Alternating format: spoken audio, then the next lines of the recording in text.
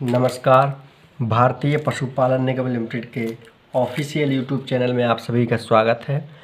आज मैं टॉपिक लेकर आया हूं कृत्रिम गर्भाधान विषय से और टॉपिक का नाम है प्रमुख रिप्रोडक्टिव हार्मोन्स।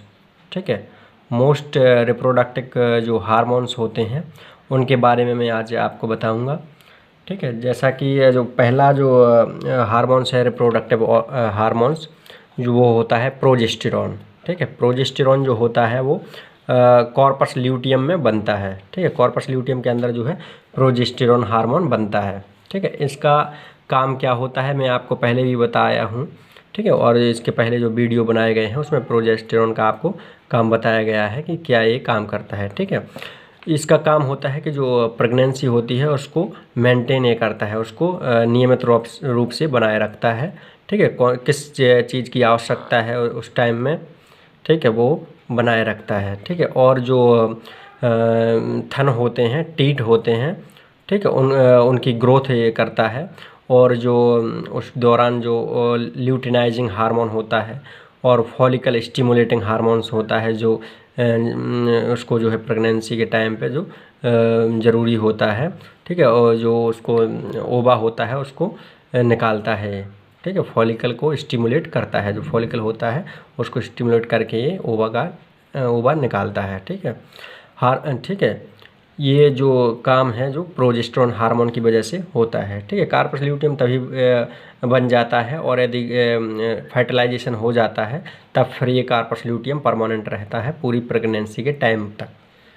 ठीक है, और यदि फर्टिलाइजेशन नहीं होता है और जायगोट नहीं बनता है या जो एम्ब्रायो है, भ्रूण है, भ्रूण का निर्माण नहीं होता है तो ये कार्पस ल्यूटियम जो है समाप्त हो जाता है। ठीक है, और यदि प्रेग्नेंट हो जाता है एनिमल तब फिर ये कार्पस ल्यूटियम परमानेंट ये प्रेगनेंसी टाइम तक ये रहता है और प्रोजेस्टेरॉन का सेक्रेशन करता है जो कि प्रेगनेंसी को मेंटेन करता रहता है और जो टीट का और जो अडर का ग्रोथ उसकी करता है। ठीक है, विकास करता है। एक जो हार्मोन्स होता है ये प्रोडक्टिव हॉर्केंस जो हार्मोन्स जो होता है ईस्ट्रोजन हार्मोन। ठीक है, ईस्ट्रोजन हार्मोन जो होता है फॉलिकल में बनता है और प्लेसेंटा में बनता है। ठीक है, ईस्ट्रोजन हार्मोन जो है फॉलिकल और प्लेसेंटा में बनता है। ठीक है, और जो होता है ये सेक्सुअल व्यवहार को एनिमल के अंदर लाता है और जो फीमेल होती है जो उसमें भी सेक्स के जो लक्षण प्रकट करता है। ठीक है, कि जो है एडल्ट एनिमल हो गया है। ठीक है, और उसमें ये लक्षण प्रकट करता है। ठीक है, और जो रिप्रोडक्टिव सिस्टम होता है उसमें जो थनों की ग्रोथ करता है, टीट की ग्रोथ करता है और जो है ये LH और FSH को नियंत्रित कंट्रोल करता है। ठीक है, ईस्ट्रोजन हार्मोन से ये हार्मोन्स कंट्रोल होते हैं। यदि अधिक मात्रा में सिक्रेट हो गए हैं तो ये जो है वो उसको कंट्रोल कर लेगा ईस्ट्रोजन हार्मोन। ठीक है, तो फॉलिकल जो होता है ईस्ट्रोजन हार्मोन फॉलिकल की में जो है बनता है और ये हीट जो होती है, हीट पीरियड जो होता है उसको प्रोड्यूस ये करता है। हीट इसी की वजह से जो है हीट जो ईस्ट्रस की फर्स्ट स्टेज होती है हीट की, ठीक है, वो इसमें आती है। ठीक है, इसके बाद जो रिप्रोडक्टिव हार्मोन्स होता है एक टेस्टोस्टेरोन। ठीक है, टेस्टोस्टेरोन जो हार्मोन्स होता है ये मेल के टेस्टिस से निकलता है। ठीक है, और ये उसी टेस्टिस में ही ये बनता है। ठीक है, इसके बाद जो ये सेक्सुअल बिहेवियर को भी ये करता है और ये जो स्पर्म का निर्माण करवाता है टेस्टोस्टेरोन हार्मोन। ठीक है, और ये जो मेल में ये टेस्टोस्टेरोन हार्मोन्स पाया जाता है। इसके बाद ऑक्सीटोसिन एक जो हार्मोन्स होता है। ठीक है, ये जो है फीमेल एनिमल में ये ऑक्सीटोसिन हार्मोन का सिक्रेशन होता है। ठीक है, ये न्यूरो हाइपोफाइसिस जो है ये यहाँ ब्रेन में बनता है ये ऑक्सीटोसिन हार्मोन। ठीक है, ये क्या करता है दूध उतारने का काम करता है। ठीक है, दूध जब कोई भी बछड़ा अपन दूध दुहने से पहले कोई भी उसका जो बच्चा होता है उसको अपन थोड़ा दूध दुहने से पहले उसको माँ के पास छोड़ देते हैं तो क्या होता है कि वो दूध जो है नीचे उसके थनों में आ जाता है। ठीक है, वो ऑटोमेटिक ही ये सिक्रीशन होता है ब्रेन से ऑक्सीटोसिन हार्मोन। ठीक है, जब अधिकांश देखा गया है कि जैसे कोई किसी का कोई गाय है, उसका बछड़ा जो है मर जाता है तो फिर उसको ऑक्सीटोसिन हार्मोन का इंजेक्शन लगाते हैं। ठीक है, जिससे वो दूध उतार देती है, लेकिन ये लगाना नहीं चाहिए, ये काफ़ी हार्मफुल होता है एनिमल्स के लिए।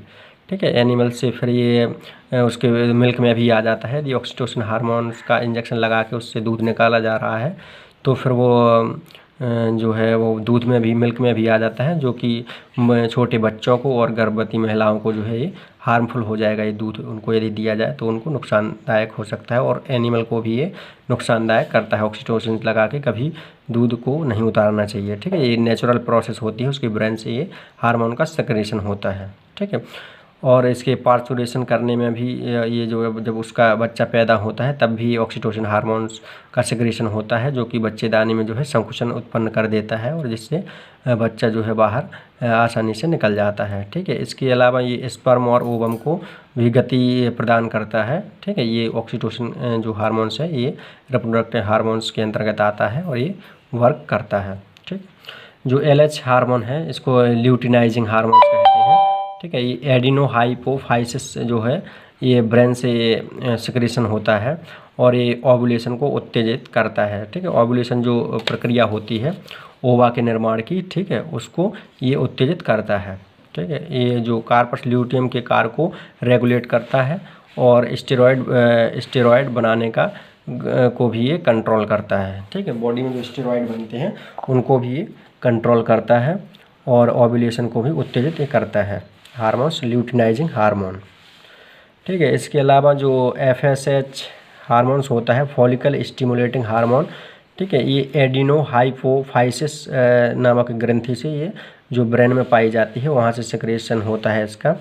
और फॉलिकल, इसका काम क्या होता है कि ये फॉलिकल की ग्रोथ, जो ओवरी के अंदर जो फॉलिकल रहता है जिसके अंदर ओवा भरे रहते हैं, तो ये क्या करता है, उसकी ग्रोथ करता है। ठीक है, ग्रोथ एक हो जाने के बाद उसको ये इसी की हार्मोन्स की वजह से फॉलिकल को स्टिमुलेट करके उसकी वॉल को, दीवार को फाड़ देता है, जिससे दीवार वो फट जाती है। ठीक है, और जिससे ओवा का निर्माण हो जाता है, ओवा बाहर निकल आता है। ओवा का निर्माण वो ओव्यूलेशन की प्रोसेस से होता है। इससे इसका काम केवल ये होता है कि उसको स्टिमुलेट करता है फॉलिकल को। ठीक है, और ग्रोथ उसकी करता है, मैच्योर जब हो जाता है तो वो बाहर निकल आता है। इसके बाद इसका काम होता है, मेल की बात करें तो स्पर्म बनाना इसका काम होता है, व एस्ट्रोजन बनाने को ही का कंट्रोल करना भी इसका काम होता है। ठीक है, एस्ट्रोजन जो हार्मोन्स बनता है उसको ये कंट्रोल करता है। ठीक है, ये थे आपके प्रमुख जो रिप्रोडक्टिव हार्मोन्स थे जो ज़रूरी थे अपन को जानना। ठीक है, तो ये सब जो प्रमुख रिप्रोडक्टिव हार्मोन्स हैं। ठीक है, तो इनकी जानकारी होना बहुत ज़रूरी है। आशा करते हैं कि आपको इससे जानकारी प्राप्त हुई होगी। ठीक है, और जिन्होंने अभी तक चैनल को सब्सक्राइब नहीं किया है तो चैनल को सब्सक्राइब कर लें। ठीक है, और बेल आइकन को प्रेस करें, जिससे कि आगे की नोटिफिकेशन आप लोगों के पास पहुंचती रहे। ठीक है, धन्यवाद।